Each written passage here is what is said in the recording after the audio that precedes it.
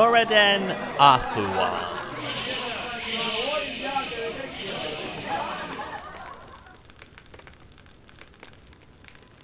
Historians still seek to find out more about the mer whose actions ended the Fourth Era. Many are the tales that have been told of him, and most of them seem to contradict each other. Most know him as the fabled Dragonborn of the Fourth Era, the savior of all Nirn, the mer who restored the lost dragon blood of the septim line of emperors to all Mandus. Some insist that he was a cunning thief. More insist that he was a warrior without compare. Still, others argue that he was a mage of unrivaled power. There are whispers that he was the slave to the Daedric lords. Some even claim, in tales told in the darkest corners of Skyrim, that he was a vampire lord. Like all legends, there are bits of truth hiding among the embellishments and the exaggerations. No single telling of the legend matches any others. But there are some few things that are always the same. The truth, however, the truth is not what the bards would have you believe.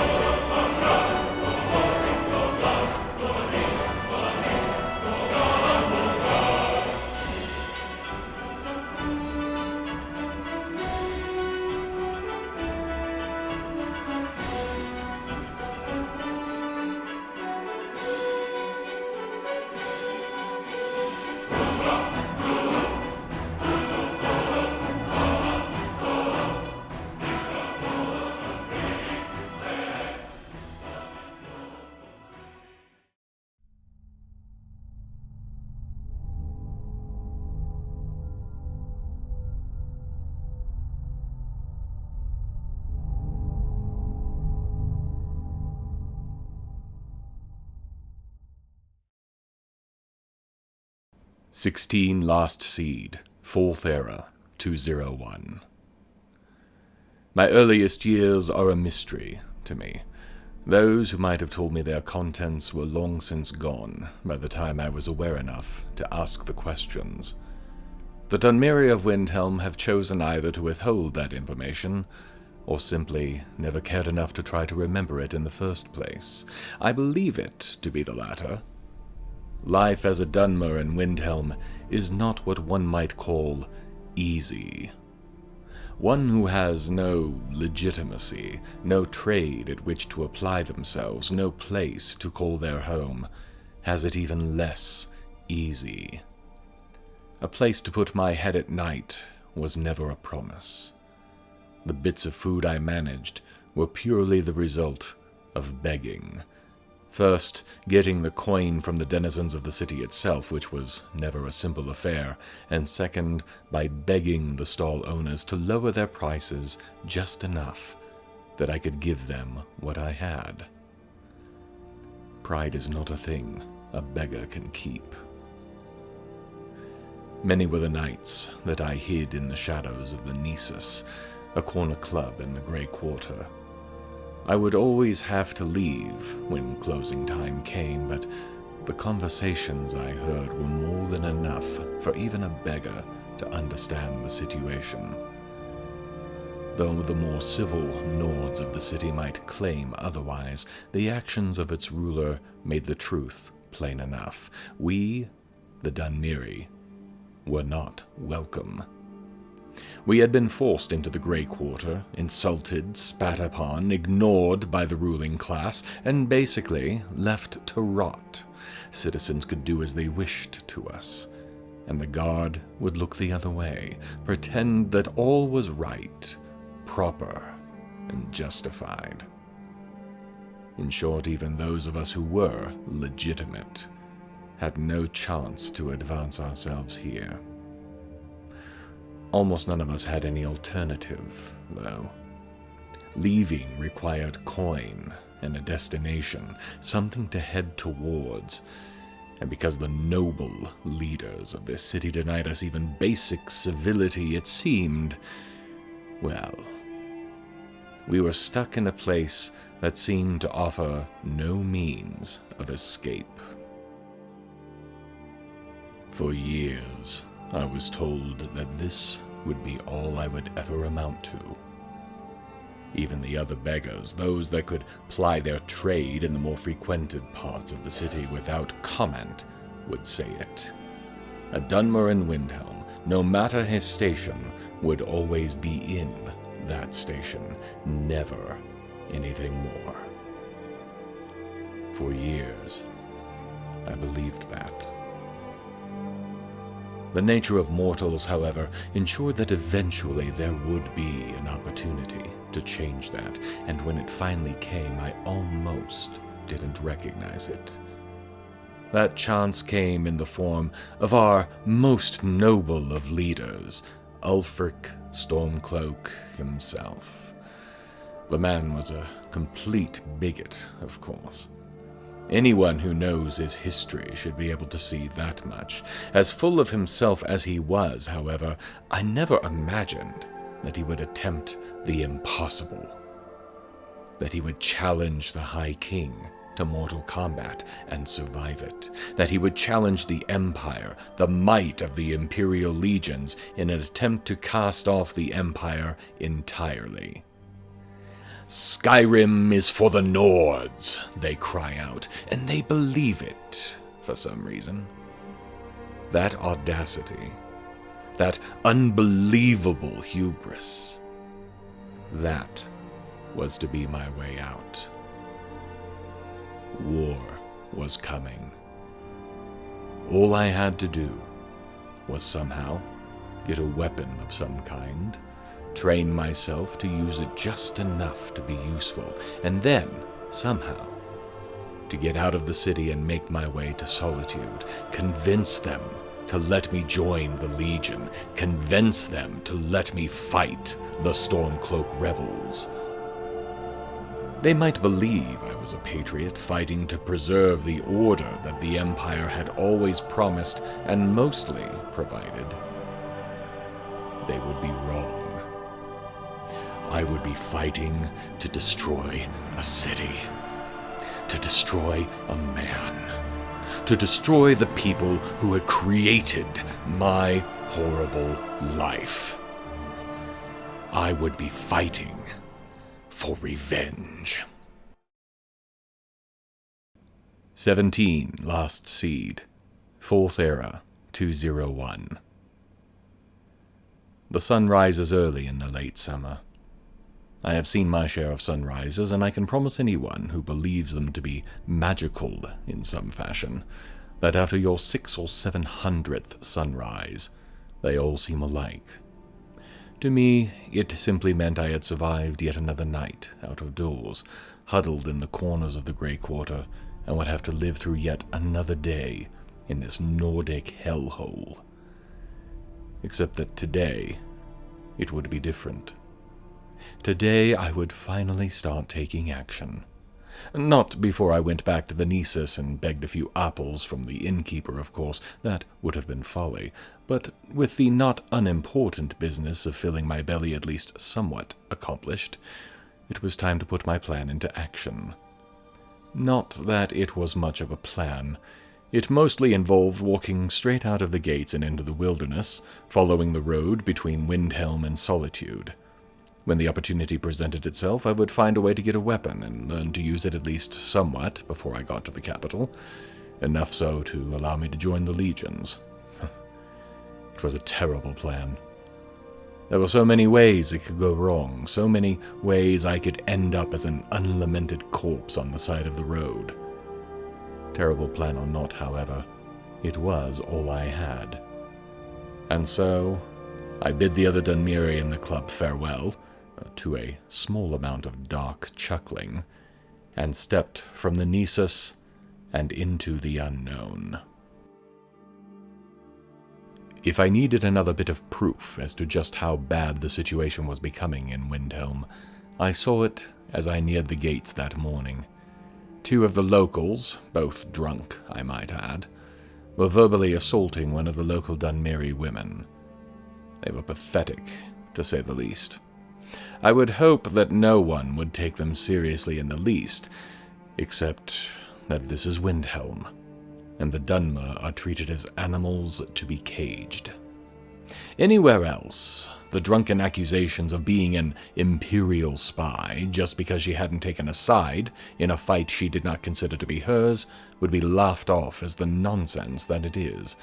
Instead, I watched as the guardsmen and other gathered locals nodded to themselves in agreement, or at least thought, as though it were somehow a legitimate accusation.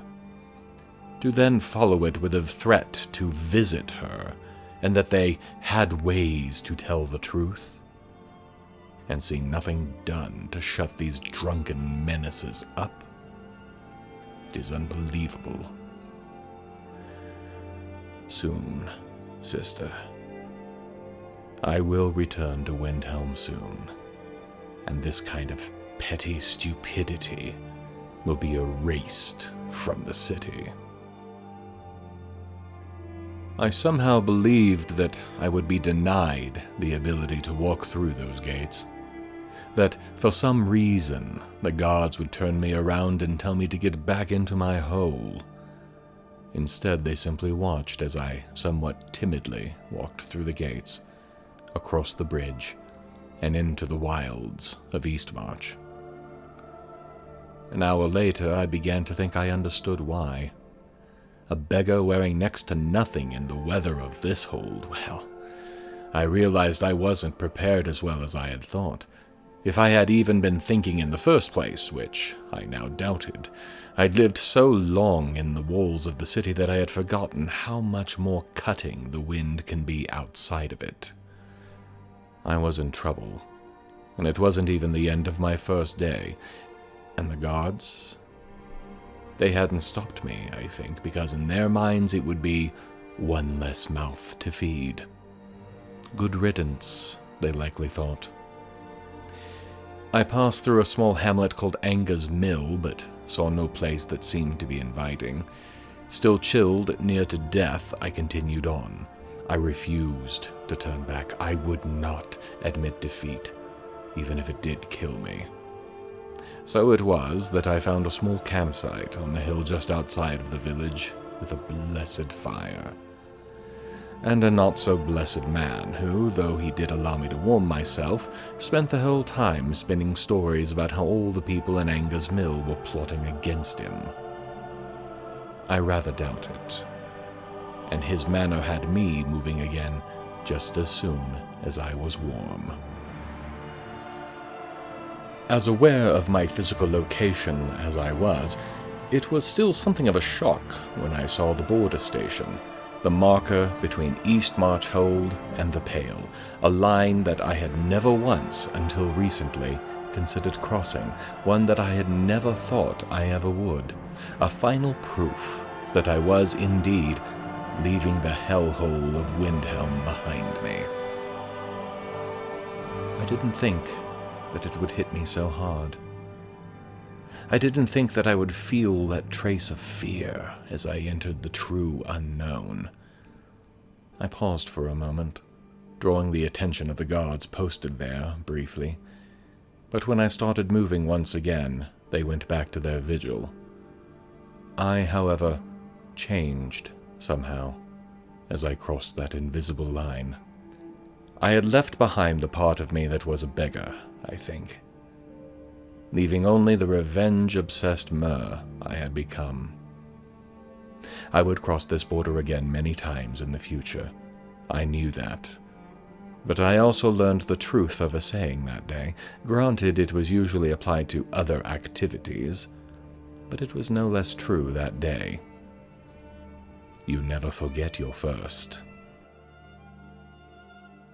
An hour or two past the border, I had my first brief brush with combat, or rather, combat's results. I crested a small rise and found a pair of dead bandits. I'd already begun examining their belongings, looking to better what little equipment I had, before I realized there was a third body. And this one was still breathing. An Orzamer lay, huddled on her side. She was alive, and in a great deal of pain. I did not believe her life to be in danger, at least not from her wounds. The cold and the other potential bandits in the area were another story. Perhaps I was a bit of a romantic back then. But I felt I could not leave her to her fate. It took only a few minutes to bandage the worst of the injuries and get her on her feet. I remember feeling proud of myself. That feeling lasted all of about 10 seconds, as she introduced herself as Thogra Grumulgur, and that she hated being in another's debt, demanding that I allow her to be my follower until the debt was repaid. I had no desire to have others follow me. My path was not for others to walk in. They had their own. While even then I could appreciate her position, I had no desire to take advantage of it. I told her as much, and perhaps she took it as my own pride, but she accepted it, though she made it clear that should I ever change my mind, she would be at the Night Gate Inn. I had no intention of ever taking her up on that. She, however, did not need to know that. The remainder of the day I spent in travel. I ended up taking about an hour to circle a fort that sat on the road populated with what appeared to be bandits or some other kind of outlaw. At least from the quick look I saw, that's what they looked like. The armor was mismatched, as honestly my own is at the moment. The watch kept sloppy. Or so I'd assume. I did manage to slip by them unseen, after all. The trip also afforded me the chance to learn my new weapon. One of the bandits had a bow and a set of steel-tipped arrows on him, so I spent some of the time taking shots at trees and the occasional deer. I mostly hit what I was shooting at, though the deer were faster than I thought they'd be. So at least that part of the plan was working. It was after dark when I nearly stumbled into Dawnstar. The cold was hitting me hard by then, despite all my attempts to remain warm, and I must admit I was afraid I was going to collapse into the snow just feet short of the inn doorway. Fortunately, I managed to hold on just a little bit longer, and entered the blessed warmth of the Pale's capital just before the cold could overwhelm me. I had no sooner entered that inn when I was seriously considering taking my chances with the cold. The locals ignored me as they talked. They had cornered a local priest of Mara and were plying him with their concerns. I wasn't paying them much attention, I admit. The fire was far more interesting to me in that moment. But when they started talking about constant repeating nightmares, that grabbed my attention. The priest was trying to downplay it, I could tell. As a beggar, you learn to read people. And this priest wasn't hard to figure. He either didn't know what was causing the issues, or he did, but wasn't sure what to really do about it. There was just enough reassurance that the townsfolk eventually left him alone, but his words screamed out hidden knowledge to me. I had no desire to know anything about this place. Except, of course, where the bed was and how much it would cost me. Turns out the dead bodies on the road carry far more cash on them than one would suppose, so I have far more in my pouch than I have ever seen at one time in my life. The price was decent, and the innkeeper assured me that the dreams did not affect travelers. With that assurance, we agreed to the price, and I was shown to what was the most decadent, softest, most amazing and comfortable bed I have ever been able to spend any time in my life. If this is what I can look forward to in this new life I have chosen to pursue, then I look forward to many, many more nights. I've learned much that I never considered today, and it makes my continuing journey towards Solitude a bit more worrying. It is some distance further than my journey today was, and the weather, though at its warmest, is not exactly pleasant this far north. I've picked up some wood here and there, along with a few small fire starters, so I can at least create my own fires should I need to in an emergency. That, however, is hardly proof against the long trip. I shall have to be very cautious on this leg of the journey. 18 Last Seed, 4th Era, 201. Leaving Dawnstar the next morning, I made the decision to head overland instead of following the main road for a short distance.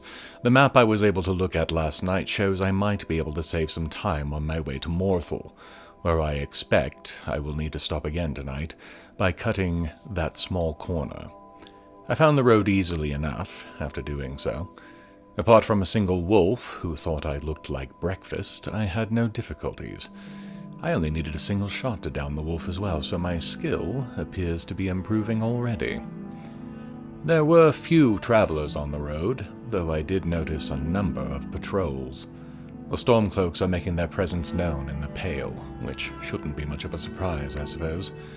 It hasn't come to open fighting yet, that I have heard, but I think it is only a matter of time. Which is why I have to get to Solitude and join up as quickly as possible. I don't want to miss the chance to stick it to that racist madman the Stormcloaks call their leader. Not one single chance. I made far better time than I had believed I would. It was not even midday when I arrived at the gates of Morthal. In the far distance, I could make out the skyline of Solitude, my eventual destination, and after only a few moments' thought, I decided to press on.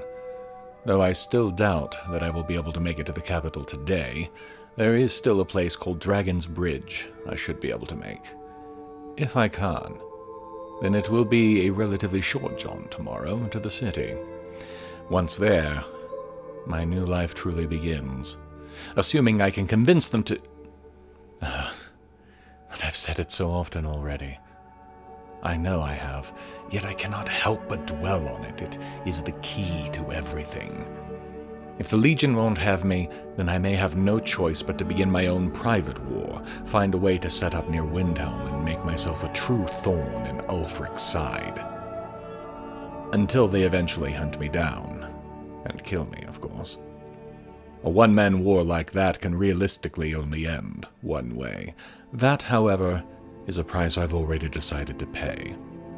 The only question will be if I do it in Legionnaire red or beggar's rags. Again, I made better time than I had thought I would, finding myself outside the door of the Four Shields Tavern in Dragon's Bridge just after mid-afternoon. Assured that Solitude was only a few hours away and that I should be able to reach the gates before or at sundown, I decided to press on once again, despite the rain. Maybe it was the obsession pushing me, but I wanted so badly to get to Solitude and start looking for a way into the Legions. Over the day, this thought had begun to consume my every thought. I have risked everything I have, such as it is, to apply myself to this task. Nothing short of its accomplishment will suffice for me. I will help bring about the downfall of that bigot in Windhelm, or I will die trying. The information given me turned out to be good. I reached the first gate to Solitude only an hour or so later. The guard on duty even volunteered the information I needed. The contact for those seeking to join the Legions is a woman named Rika, and greets potential recruits at Castle Dower on the opposite side of the main road through Solitude from the Blue Palace. He also mentioned something about keeping my nose clean if I didn't want to end up like someone called Rogvir. No idea who that is, and from the sound of it, that isn't likely to change. I'm sure to the locals the name means something. To me, though, it was just a name, and a completely unimportant one. I have managed to gather enough to likely get a good room at the local and only inn, the Winking Skeever. I'll be looking into that before possibly tracking down Rika, depending on the hour when I get my room set up. As it turned out, the Rogvir that the god mentioned was of more concern to me than I had realized. Indeed, in a way, this man is responsible for my continued suffering in Windhelm. I should explain, I suppose, though I must mention that what I believe I know is purely from what I heard during the event. The event in question being Rogvir's execution for treason. It seems that on the fateful day some months ago when Ulfric Stormcloak challenged the High King, Rogvir was the man on the gates. I had never heard the full story of the confrontation between the two until today. Ulfric somehow killed the High King by shouting at him, though there was an emphasis on the word shout that seemed off to me, as if it meant more than simply raising one's voice. I find that doubtful, regardless, but the locals here all believe it, and here in Solitude, this is apparently something both important and shameful. As far as Rogvir was concerned, Ulfric had won a challenge fairly given and accepted. So when Stormcloak went to leave the city in the confusion afterwards, the god allowed him to pass unchallenged. The city, on the other hand, deemed the entire affair a murder. By letting the Jarl pass, Rogvir had betrayed the city. He betrayed me as well. If Rogvir had done his job, then Ulfric would be dead, and Windhelm might be a better place for it. Instead, the rebel Jarl sits on his throne in the Palace of the Kings. Rogvir is now a headless corpse, and I had to walk across the entire province to join in a war that might not even be fought otherwise. It is safe to say, I am not Rogvir's biggest fan. I had to sell off a few items I had picked up over the last 2 days, but I made enough to get a room at the Winking Skeever. At $250 a night, I was a little upset at the price. The room was a fair step up from the one in Dawnstar, no argument there, but still, the price seemed a bit steep to me. The innkeeper's invitation to sleep in the cold until the gods threw me out, if I didn't want to pay that much, did not help my mood either. I have heard those kinds of threats most of my life. The only difference here is that the innkeep was doing it out of business sense, not because I was a dunmer. So, there is that, I suppose. I also scouted out the location of Castle Dower, which I will be visiting first thing in the morning. I have to admit to being a tad nervous about that visit. It's not that I'm afraid of being rejected, though that does figure into it, and it certainly isn't out of fear of dying either. It's more that I've never attempted to do anything like this before, and, well, maybe it is a fear of rejection. Regardless, I will take the fight to Ulfric after tonight. It's just a matter of if I'll be doing it under a banner or from the shadows.